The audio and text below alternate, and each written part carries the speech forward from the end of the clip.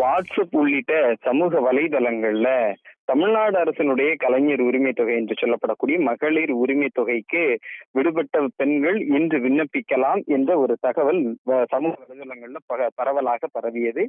இந்த தகவலை அடுத்து இந்த தகவலுக்கு ஏற்கனவே தமிழ்நாடு அரசும் அது போலியான தகவல், அப்படி ஒரு அதிகாரப்பூர்வமான தகவல் எதுவும் கொடுக்கப்படவில்லை என்று விளக்கம் கொடுத்து விட்டது. இருந்த பொழுதிலும் கூட ஏராளமான பெண்கள் இந்த தகவலை நம்பி பல்வேறு மாவட்ட ஆட்சியர் அலுவலகங்கள்ல பெண்கள் குழுமி இருக்கிறார்கள். அந்த வகையில திருநெல்வேலி மாவட்ட ஆட்சியர் அலுவலகத்திற்கும் இன்று காலை முதலே பல நூற்றுக்கணக்கான பெண்கள் வந்து குவிந்திருக்கிறார்கள். இங்கு வருகை தந்த நிலையில அவர்கள் இங்கு விண்ணப்பிக்க இன்று வாய்ப்பு இல்லை. இருந்த ஒரு சில அதிகாரிகளிடம் கேட்டபோது அப்படி விண்ணப்பிக்க முடியாது, விண்ணப்பிப்பதற்கான வாய்ப்பு இல்லை, தமிழ்நாடு அரசு அப்படி ஒரு அறிவிப்பை கொடுக்கவில்லை என்று சொன்ன பின்பும் அதற்கான அவர்கள் ஒரு வாக்குவாதம் ஏற்பட்டு இருக்கிறது. இந்த தகவல் அறிந்து இந்த பாதுகாப்பு பணியில் இருந்த காவலர்கள் நேரடியாக சென்று அந்த பெண்களோடு பேச்சுவார்த்தை நடத்தி தமிழ்நாடு அரசு ஏற்கனவே விளக்கம் கொடுத்து விட்டது, அப்படி ஒரு அறிவிப்பு தமிழ்நாடு அரசிடமிருந்து அதிகாரப்பூர்வமாக கொடுக்கவில்லை என்று சொல்லி விளக்கம் கொடுத்து அங்கிருந்து பெண்களை கலைந்து போக செய்திருக்கிறார்கள்.